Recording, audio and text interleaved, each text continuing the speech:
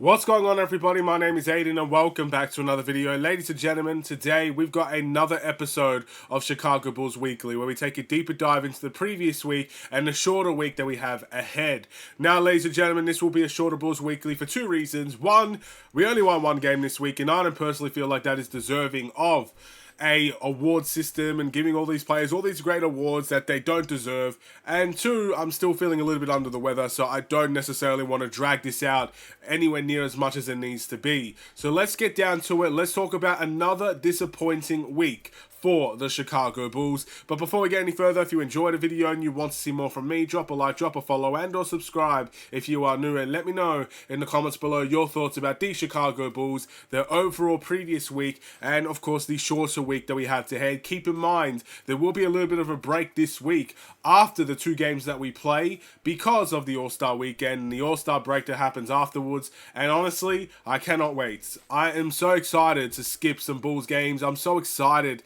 to not see this team absolutely break my spirit every time I watch them. So yeah, I'm looking forward to the break. I can't believe I'm saying that. I'm sure I felt that way before, but never as much as I feel about it right now, to be honest. So, with that being said, there were 4 games to look forward to, ladies and gentlemen, and we ended up going 1-3.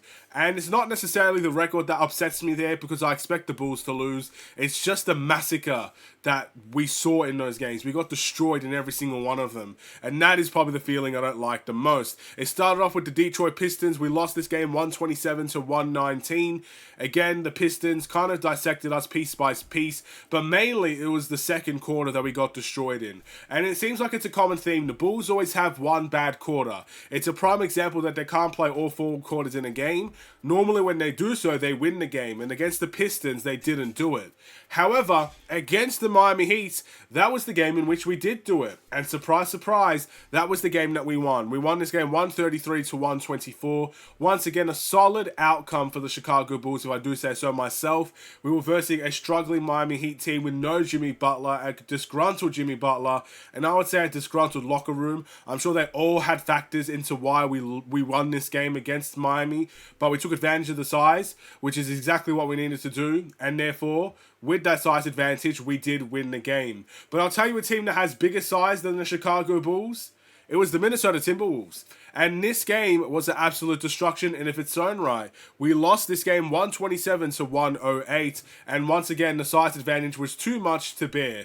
On the second night of a back-to-back, traveling out west, the Bulls got outworked in this game. They got dominated off the glass, offensively, defensively. It was just an absolute nightmare of a game to watch as a Bulls fan. When your team is not trying hard enough, when your team is getting outworked on the glass, it is some of the most frustrating aspects of basketball. At least it is for me. When I see a team get 23 or whatever it was offensive rebounds against my team, you could bet your top dollar I'm going to be miserable watching that game. And lo and behold, that's exactly what I was.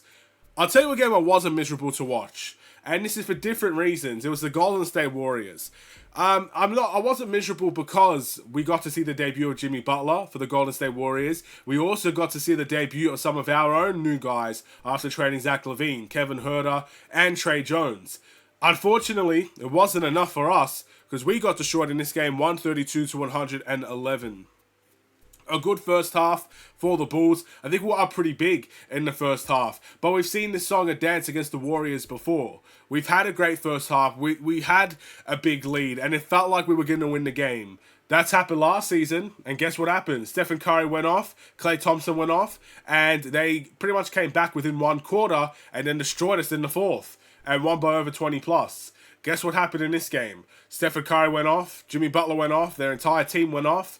They came back within a quarter, and then they destroyed us in the fourth quarter. We only scored 17 points in that fourth quarter. The comeback was on for the Warriors. It's the exact same game. I really felt like I was watching deja vu. The only difference is my emotion wasn't the same because I was at least happy to see Jimmy Butler. Other than that, it was an absolute nightmare of a game, a massive disappointment, and probably the key reason why I don't like giving awards to these guys this week. It is as simple as that. So let's move on. Must improve is everybody. There's no player of the week, no defensive player of the week because we didn't play defense, no sixth man of the week, nothing. Zada, zip. Lock the key, throw it away. No player of the week, nothing. They don't deserve it. Again, when they are giving half-assed efforts in certain games when they are when they're dropping the ball in certain quarters. I just don't think they deserve the right to get awards for that. I don't know, maybe it's just me. Maybe I just have too much expectation for this team that when they lose and fail as much as they do in certain games in which they do, they disappoint me. Maybe that's what it is. Maybe my expectations need to be lowered, but I can't help it, man. I'm a fan. And as a fan, I get frustrated when we lose. And when we lose by a significant amount and we're not close to competitive, I am frustrated by that. So no, these players don't deserve those awards. Let's move on. And speaking of, it's a short week and we're versing the same opponent twice. The Bulls will be taking on the Detroit Pistons, one in a couple of hours' time. I think it's a back-to-back as well. And then the next one will be, pretty much the next day. I believe both of these games will be at home for the Bulls. So basically, I would consider this one massive game. That's how I would consider this. Like, it's 2 days. The Bulls versus the Pistons at the United Center. I mean, I don't know what... It's just a continuation of the first game, I guess. I'm only joking, but it's very rare to have a schedule like that, to be honest. You're versing the same team back-to-back, in a back-to-back, at home. That's really weird, but again, I don't really have a problem with that. It means that the Bulls are going to be home. Let's see if we can get one of the two. One thing I've always said, when we face a team the same time, in a back-to-back situation, like a playoff type of situation, it is very hard to beat a team like that twice. So if the Pistons beat us once, I expect the Bulls to retaliate and beat them. And vice versa. If the Bulls beat the Pistons the first game, I expect the Pistons to retaliate and probably win the next one. That's how I view it. If we lose 2 in a row, I would consider that a massive failure. Let's see if we do win or lose 2 in a row. I am predicting 1-1, as you guys may be well aware. And that's my Bulls Weekly. I will see you guys tomorrow for the game reaction. Stay safe, stay healthy, and stay tuned for more. Take care, and peace.